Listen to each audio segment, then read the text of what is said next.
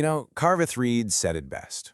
A logical argument is really the most powerful way to persuade somebody. Because you're not just tugging at their heartstrings, right? Today we're tackling something huge, the very foundation of how we reason.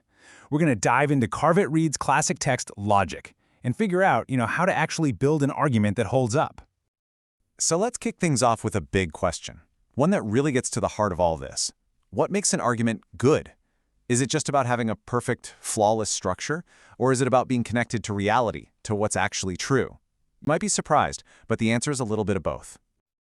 Okay, so to even start answering that, we've got to get a handle on what logic even is.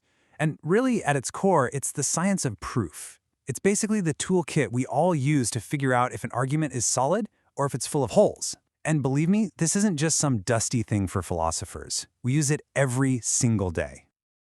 Carveth Reed said it best. A logical argument is really the most powerful way to persuade somebody. Because you're not just tugging at their heartstrings, right? You're actually convincing their judgment. It's all about building a case that's just solid. So the real question is, how do we actually do that? All right, let's start with the big one, the one everyone's heard of, deduction. The best way to think about deductive logic is like a perfect machine. Seriously, you feed in the starting materials, you turn the crank, and boom, it spits out a result that is absolutely 100% guaranteed. And the engine at the heart of this machine?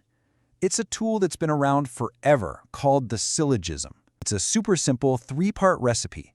You take two things you already know are true, we call those premises, and you use them to cook up a conclusion that's brand new.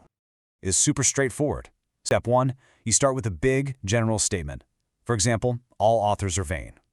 Okay? Step 2, you introduce a specific example that fits that rule, like Cicero is an author. And then step 3, the machine just spits out the logical result. Therefore, Cicero must be vain. See? Simple. Now, what's really cool is that this whole system, this whole machine, is built using just 4 basic types of sentences. You can see them here. They cover everything you'd need to say. All of something is this, some of it is this, none of it is this. It's like the 4 basic building blocks for any logical argument. So here's the key takeaway, the most important part about deduction. That machine guarantees consistency if, and that's a big if the stuff you put into it is true, the conclusion has to be true. No way around it. The logic is perfect. But what if the stuff you're putting in isn't so perfect?